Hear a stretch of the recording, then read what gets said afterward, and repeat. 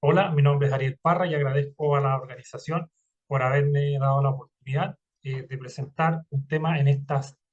jornadas que van a ser muy relevantes para el desarrollo de nuestras profesiones. Bueno, el tema que nos convoca hoy, el tema que propuse a la mesa moderadora fue la contribución farmacéutica en manejo multidisciplinario del dolor en pacientes NANEAS. Bueno, al momento de prepararla, un título bastante ambicioso que trataba de buscar al menos las palabras claves que nos pidieron de cuáles eran los temas centrales. Sin embargo, al repensar la presentación y empezar a armarla en su narración, creo que es necesario hacer un ajuste en el título de la presentación, como lo vamos a ir desarrollando a lo largo de ella. Y más bien hablar de que atención integral de NANEAS como visto como una tarea pendiente y de los desafíos correspondientes para la profesión farmacéutica.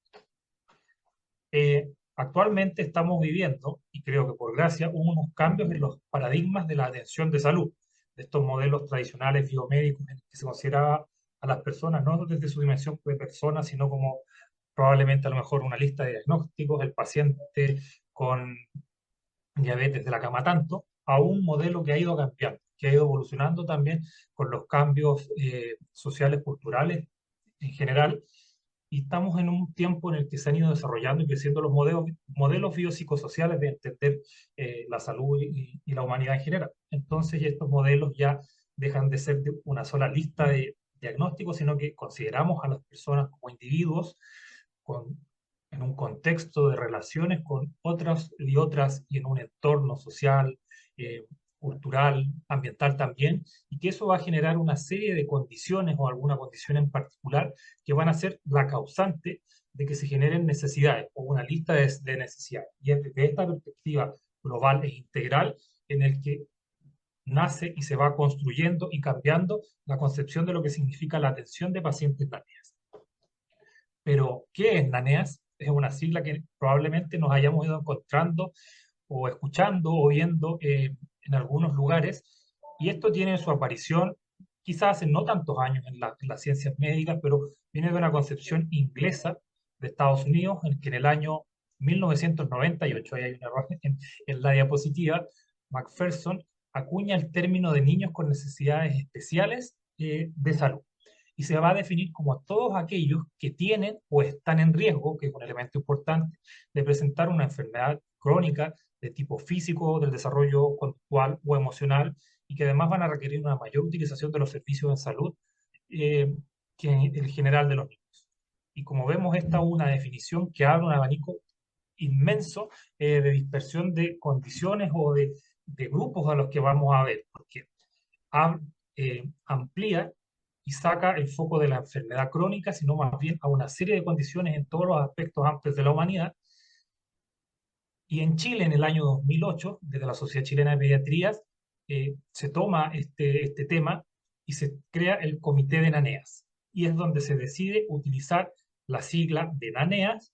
que va a significar niños y niñas y adolescentes con necesidades especiales de atención en salud, que es este abanico grande de espectros de distintas condiciones. Probablemente es crecimiento desde estas clasificaciones de los niños con enfermedades crónicas, estos niños complejos, con deterioro neurológico o con una gran cantidad de uso de dispositivos médicos, y no tan solo desde estas patologías crónicas, sino que ampliar el concepto. Se va a centrar principalmente los focos de estas necesidades de atención en el manejo de morbilidades intercurrentes, agudas o crónicas, pero también con estos focos más integrales de las personas, sino como que la integración, la rehabilitación, la posibilidad de desarrollo, en la medida que sea posible, y en aquellos casos en que estas no sean posibles, en tanto el manejo de morbilidades, las integraciones, también la mirada de los cuidados paliativos. ¿Y quiénes van a ser NANEAS entonces? Es una distinción bastante grande, compleja y que ha sido difícil de operativizar en el. Entonces hay algunas publicaciones que van hablando desde el enfoque de los cuidados paliativos, cuáles van a ser las condiciones o patologías que van a ser limitantes o condicionantes de la vida, que podrían ser razones de requerimientos de cuidados paliativos. Es de estas definiciones bases de donde se van construyendo la concepción y la clasificación de pacientes NANEAS. y es donde aparece la clasificación ACT en su última versión, que tiene estas 5 categorías con sus subcategorías que va generando los distintos criterios. En la clasificación, en el criterio número 1 van a estar aquellas condiciones limitantes de la vida que tienen un tratamiento curativo, pero que este tratamiento puede fallar. Y aquí el ejemplo clásico son las patologías como el cáncer. En esta ampliación de los conceptos también van a ser en el 1B las situaciones amenazantes de la vida, pero que son de forma aguda en pacientes previamente sanos, como sepsis meningocócica o politraumatismo. En la categoría 2 van a ser aquellas condiciones en las que puede haber una larga fase prolongada en el tiempo, en el que el paciente,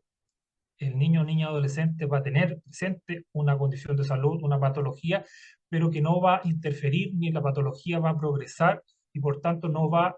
a limitar su funcionalidad o integración, como puede ser la fibrosis quística o el VIH-Sida. En la clasificación número 3 están las condiciones progresivas, sin posibilidad de tratamiento curativo, en las que el tratamiento va a ser exclusivamente paliativo, como la enfermedad de Batten, la mucopolisacaridosis. Y acá una subclasificación que van a, va a situar también el cáncer, pero aquellos cánceres metastásicos ya al diagnóstico. Es decir, que si bien el cáncer puede tener tratamiento, en esta subcategoría van a aparecer aquellos cánceres que desde el comienzo, por su mal pronóstico y progresión, van a tener una característica de no ser curativos. La clasificación 4 van a ser aquellas condiciones no progresivas con alteraciones neurológicas, y en la 5 todo aquello que tenga que ver con condiciones perinatales. Pero esto es desde el enfoque paliativo. Y como la definición habla de condiciones eh, que limiten o que tengan altos requerimientos de cuidado, también se ha ido ampliando a la inclusión de otras condiciones como trastornos de la depresión, síndrome de déficit atencional, el autismo y niños y niñas adolescentes que sean portadores de síndrome de Down. Entonces, si bien en una primera instancia, en los primeros acercamientos fueron desde los cuidados paliativos oncológicos, esto podría también entenderse como que es una ampliación de los cuidados paliativos, los NANEAS, a un montón de otras condiciones, tanto por incidencia y por dispersidad. Las patologías oncológicas van a tener un número menor versus las otras.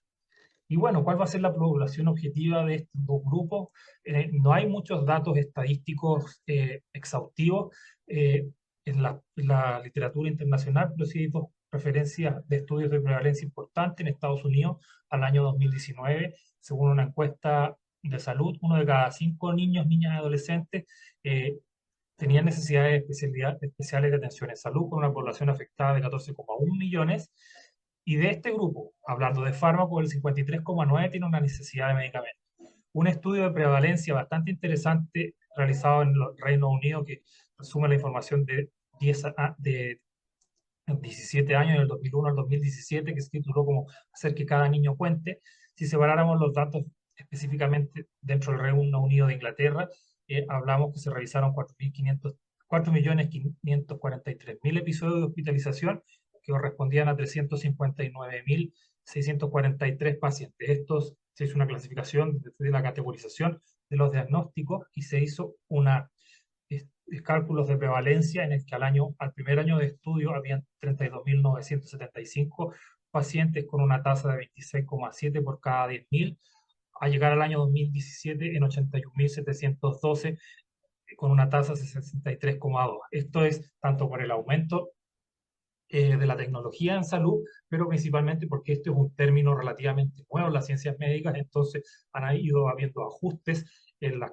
clasificaciones, mejor capacidad de registro, y probablemente sea ese una de las principales razones de por qué este aumento, que probablemente vaya a ser una realidad muy similar a lo que ocurre en Chile. Y se estima una prevalencia estimada de 67 a 84,2 por cada 10.000 habitantes menores de 19 años al año 2000. En Chile no hay estudios de prevalencia globales sobre las condiciones NANEAS, y algunos datos que nos permitirían aproximarnos con datos de la encuesta de calidad de vida del año 2016, que nos muestra que el 18,3% de los niños tienen algún rezago del desarrollo funcional, 9,9% algún retraso del desarrollo, y en los menores de de 15 años, el 15,7% tiene alguna enfermedad respiratoria crónica y el 5,6% fue el grado de la prematuriz. En relación a otros estudios más pequeños y locales, el 35,2% de los egresos hospitalarios correspondió por enfermedades crónicas en un trabajo publicado por el grupo del Hospital San Juan de Dios en el 94, y al año 2012 el Hospital Sotero del Río, que ha sido uno de los equipos referentes en los manejas, el 60,8% de los egresos correspondían a esta clasificación. En la segunda encuesta de discapacidad hecha por el SENAI en el año 2015, el 16,7% de las personas con discapacidad eran mayores de 2 años en total, y de estos el 5,8% eran menores de 18 años. De ellos el 39,8% tenía alguna condición generante de discapacidad, el 21,92%, el 14,1%, 3 o más condiciones. ¿Cómo se está operacionalizando este concepto? La primera propuesta de categorización se publica en el año 2016 por un grupo de la Sociedad Chilena de Pediatría y el equipo del Hospital Sotero del Río, en el que se van definiendo cuáles van a ser las categorías de necesidades que, según el grado de necesidad, se van a ir subdividiendo para poder definir los niveles de atención en aquellos grupos de necesidad menor y necesidad mayor. Y en relación a lo que nos convoca, que tengan que ver con el uso de medicamentos, se definió en aquellos pacientes que usaran por más de 12 meses menos de 4 medicamentos y más de 5 medicamentos como criterio de selección de la complejidad de la terapia. ¿Y cómo va siguiendo esta historia? Desde este modelo integral que va categorizando según la complejidad y también cómo van a ser las necesidades de los distintos niveles de atención, se va a generar una orientación técnica que se publica en el año 2022, que propone una forma de categorización sistematizada del nivel de complejidad, que mide 11 ámbitos en relación al cuidado la carga de cuidados complejos, las necesidades de apoyo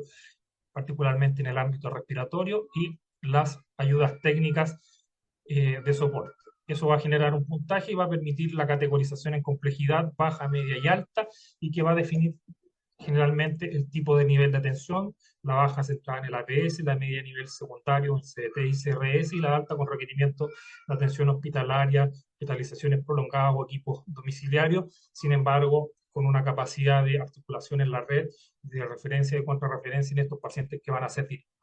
Entonces, si consideráramos un caso para empezar a ver qué es lo que significa la atención de un paciente en ANEA, tendríamos, por ejemplo, un paciente de 7 años con los siguientes antecedentes: un recién nacido pretérmino de 28 semanas, que vendría siendo como la causa principal, que secundario a esto presenta una displasia broncopulmonar oxígeno dependiente, y además otros síntomas como la parálisis cerebral espástica, la epilepsia estructural, síndrome extrapiramidal y con trastorno de la depresión. Entonces, desde ahí, abordándonos al dolor, vamos a ver las implicancias del dolor en aquellos pacientes con daño neurológico severo, desde la concepción del dolor total. En algunas publicaciones se hace referencia a que el 90% de los niños, niñas y adolescentes con daño neurológico severo van a tener dolor recurrente por más de un año. Este dolor va a tener componentes orgánicos muy diversos, como dolores asociados a la musculatura, a las articulaciones, dolores de cabeza, componentes de la salud bucal, también el reflujo gastroesofágico, la constipación, infecciones, etcétera, una serie diversa de componentes neurológicos que van a contribuir en la nocicepción del dolor de manera crónica. Pero también en este grupo de pacientes complejos con una difícil o limitada capacidad de comunicación y diálogo a través del lenguaje verbal, van a haber otras conductas asociadas al dolor, como vocalizaciones, a través de la expresión facial, la consolabilidad, las interacciones o conexión con el medio, la irritabilidad, la fisiología y otras condiciones fisiológicas, tono muscular o movimiento. Son pacientes difíciles que evaluar, que tener un equipo de cabecera que lo va conociendo en el tiempo va haciendo una mayor capacidad de pesquisar y de evaluar estos pacientes para conocerlos, escuchar y observar variaciones en la condición habitual que podrían ser signos del dolor. En relación al abordaje farmacológico, el principal componente de dolor en este tipo de pacientes va a ser el dolor neuropático, donde los fármacos que se han visto con mayor experiencia de uso y se han definido en primera línea van a ser los gabapentoinoides. Sin embargo, también hay otras condiciones que van a contribuir en el dolor y que tienen sus posibilidades de de apoyo farmacológico para la difusión autonómica, la disautonomía, el insomnio, la espasticidad y la distonía, y aquí vemos los fármacos con los que nos podemos empezar a familiarizar. Entonces, volviendo al paciente presentado, nos vamos a encontrar, como suele ocurrir, pacientes con una gran cantidad de fármacos. Entonces, como ya vimos en relación al dolor, vamos a ir asociando que, por ejemplo, y entendiendo que la pregabalina y el baclofeno van a estar asociados al dolor neuropático, a la espasticidad. No, por ejemplo, la pregabalina que fue aprobada como un anticonvulsivante, sino más bien que se ha visto que los gabapentinoides tienen un mayor uso, principalmente para el manejo del dolor neuropático. Entonces, volviendo al título de la presentación, ¿cómo puede contribuir el farmacéutico en este tipo de pacientes? Y volvemos al título de la presentación. En el año 2022, perdón, podríamos decir que aparecen las orientaciones técnicas de cómo se debería actuar. Entonces deberíamos pensar que en estas orientaciones técnicas está visto cómo el farmacéutico puede contribuir. Pero nos encontramos que al leer las orientaciones técnicas del paciente en NANEA, no hay ningún participante ni se nombra el rol o las capacidades que tiene de lo que puede hacer el farmacéutico en este tipo de programas. Y no a modo de crítica al equipo que genera este documento, sino más bien porque es una realidad que los farmacéuticos aún no nos hemos incorporado en este tipo de grupos de pacientes por distintas razones. Es relativamente nuevo, nos ha costado incorporarnos en los cuidados paliativos, de a poco hemos ido tomando algún rol. Entonces, más bien, más que una crítica es hacia afuera, sino mirar desde dónde podemos contribuir como una tarea pendiente y los desafíos. Entonces, si volvemos al caso, podríamos ver que si aplicáramos los conceptos básicos de el seguimiento farmacoterapéutico, donde evaluamos un paciente y su terapia, hacemos una identificación adecuada de problemas relacionados a medicamentos y generamos planes de intervención, podríamos aportar desde diversas preguntas. Al ingreso, cuando hay una transición, podemos decir si es posible hacer una conciliación de las indicaciones durante el tratamiento o en algún momento de intervención, podemos preguntarnos si los fármacos van a ser los adecuados y en las dosis adecuadas en el contexto del paciente, si van a estar estos fármacos presentes en la forma farmacéutica que se requiere, que es uno de los problemas principales de la atención de este grupo de pacientes, si es que hay interacciones que vayan a ser clínicamente relevantes, si se pueden administrar por sonda, al alta, en pacientes con terapias tan complejas, si estas indicaciones o las recetas van a estar bien hechas, se generó una conciliación también en esta siguiente transición. A lo mejor se puede trabajar con enfermería en conjunto, como generamos un plan de horarios para la administración de fármacos, en un seguimiento centrado en la familia y en el impacto que va a tener estas terapias complejas en el cuidado, ver si hay necesidades de educación, si el paciente es adherente, en fin, un montón de ámbitos donde podemos contribuir con el foco de que debiéramos generar una capacidad de articular los servicios farmacéuticos en todo ámbito, no necesariamente por una persona, sino donde podamos aportar en ámbitos desde la gestión logística del fármaco, es decir, que el medicamento esté disponible de manera oportuna, y aquí los recetarios magistrales van a ser importantísimos, y también desde la gestión clínica en la atención farmacéutica principalmente. Siempre con la consideración de que tenemos la posibilidad de hacer el acompañamiento de estas personas en condiciones complejas, ya que somos personas al cuidado de personas. Y finalmente, ya para ir cerrando, algunas ideas finales, enfatizar que los NANEAS van a ser un grupo de cuidado en el que el foco debe estar en la integralidad, la familia y los equipos multidisciplinarios. Se va a abordar a un grupo de problemas de salud muy diversos y heterogéneos. Dentro de estos problemas de salud, donde van a haber muchos síntomas y condiciones a tratar, el dolor va a ser uno de los más incidentes y limitante, siempre debe hacerse una evaluación desde la concepción del dolor total. El uso de fármacos para ser un factor determinante al momento de hablar de la complejidad y que debiéramos abordar farmacéuticamente. Y hasta ahora la profesión farmacéutica no se ha incorporado activamente en el cuidado de los pacientes. Entonces, además de asegurar la disponibilidad y hacer una dispensación oportuna y segura, la profesión farmacéutica debiera estar orientada a contribuir de manera integrada a los equipos en la optimización de la terapia, para hacer que las terapias se adecúen al modo de vida de las personas y no en el sentido contrario, que la persona tenga que, además, en este caso el niño, niña y adolescente y su familia, cambiar su vida, sino que desde adaptación de la terapia al paciente y su entorno, podamos contribuir en la mejoría de la calidad de vida de esta persona y de su familia. Muchas gracias por la invitación. He estado preciso en el tiempo. Muchas gracias. Este es un desafío muy importante. Ojalá que se le haya principalmente transmitido la motivación. Muchas gracias y ahí está mi correo en caso de cualquier consulta o contacto.